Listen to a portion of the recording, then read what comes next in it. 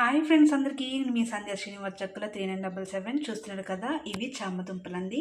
మనం ఈరోజు చామదుంపల పులుసు పెట్టుకోబోతున్నాం. చాలా బాగుంటుందండి. వర్షాకాలంలో ఇలా మనం పులుసులు ఇలా చట్నీలు వేసుకొని వేడివేడి అన్నంలో తింటుంటే చాలా టేస్టీగా అయితే ఉంటుంది. ఇప్పుడు మనం వీటికి కావాల్సిన ఇంగ్రీడియంట్స్ అయితే తర్వాత రెడీ చేసుకుందామండి. ముందుగా మనం వీటిని ఉడికించుకోవాలి.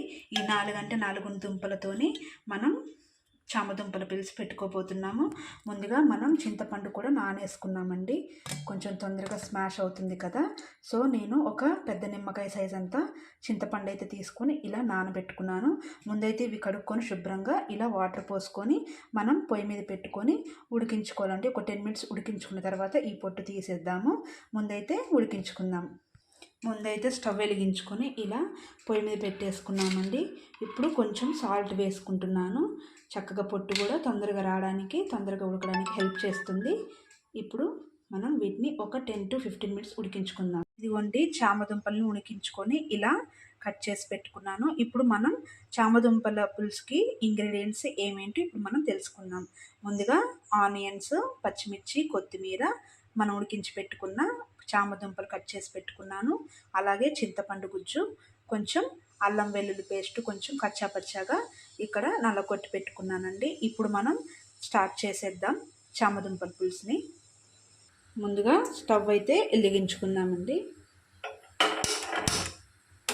తర్వాత ప్యాన్ పెట్టేసుకుందాం. ప్యాన్ పెట్టుకున్న తర్వాత ఎప్పట్లాగానే మనం 3 స్పూన్స్ ఆయిల్ అయితే వేసేసుకున్నానండి. ఇప్పుడు ఆయిల్ అనేది హీట్ ఎక్కింది. ఇప్పుడు మనం పోపు దినుసులు కొద్దిగా వేసుకుందాం.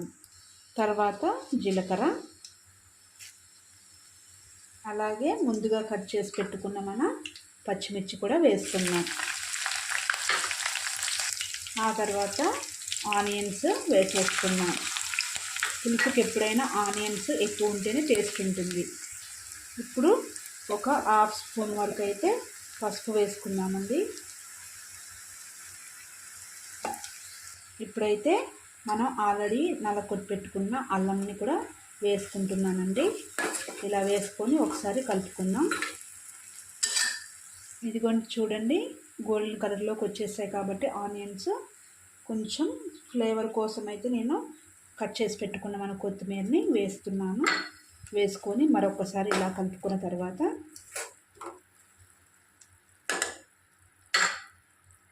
ఇప్పుడు ముందుగా కట్ చేసి పెట్టుకున్న మన చామదుంపల్ని వేసేసుకుందాం.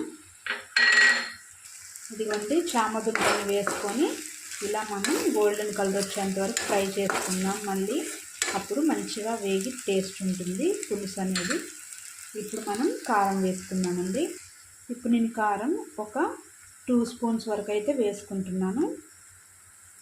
ఎందుకంటే పులుసుకి కొంచెం స్పైసీగా ఉంటేనే బాగుంటుంది. ఇప్పుడు కొంచెం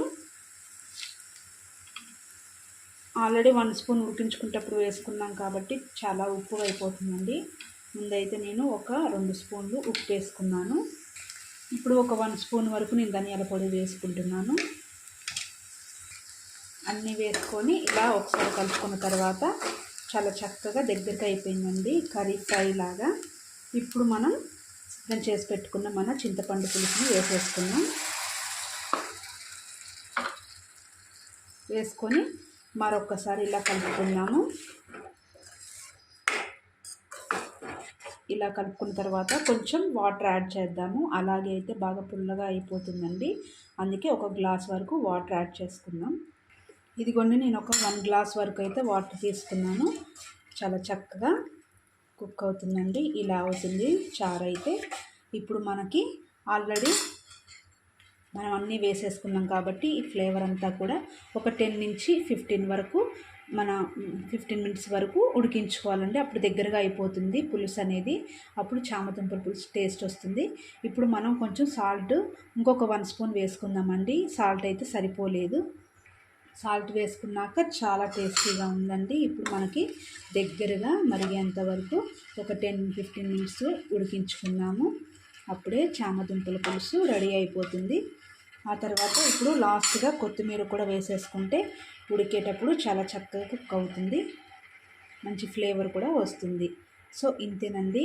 మనం ముందుగా ముక్కలు ఫ్రై చేసుకునేటప్పుడు చామదుంప ముక్కలు ఉల్లిపాయల్లో వేసినప్పుడు అవి ఫ్రై చేసుకునేటప్పుడు ఉప్పు అప్పుడు కొంచెమే వేసుకోండి. ఎందుకంటే ఉప్పు కషంగా మారే అవకాశం ఉంది. కాబట్టి పులుసు వేసుకున్న తర్వాత ఉప్పు సరిపోకపోతే ఇంకో కొంచెం యాడ్ చేసుకోండి. అంతేకాని ముందే వేసేయడం వల్ల ఉప్పు కషం అయిపోతుందండి. కాబట్టి ఇప్పుడు మనకి ఉప్పు అనేది కరెక్ట్గా సరిపోయింది. సో ఇవి ఒక 10-15 మినిట్స్ మనం కుక్ చేసుకుంటే సరిపోతుంది. చామదుంపల పులుసు రెడీ అయిపోతుందండి. ఇంకో 10 మినిట్స్ చూద్దాం. అయిపోయిందండి మన చామదుంపల పులుసు. చూస్తున్నారు కదా, చాలా దగ్గరగా ఉడికిపోయింది, చాలా చిక్కగా అయిపోయింది కూడా. ఇంతేనండి, చాలా సులువుగా సింపుల్గా చేసుకునే రెసిపీ చామదుంపల పులుసు. ఇంకా పొయ్యి కట్టేద్దామండి.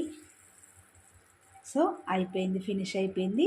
వీలైతే నా ఛానల్ని కనుక మీరు ఫస్ట్ టైం చూస్తున్నట్లయితే లైక్ చేయండి, షేర్ చేయండి, సబ్స్క్రైబ్ చేయండి. వీలైతే సపోర్ట్ కూడా చేయండి. మరొక వీడియోతోని మళ్ళీ కలుసుకుందాం. Thank you all.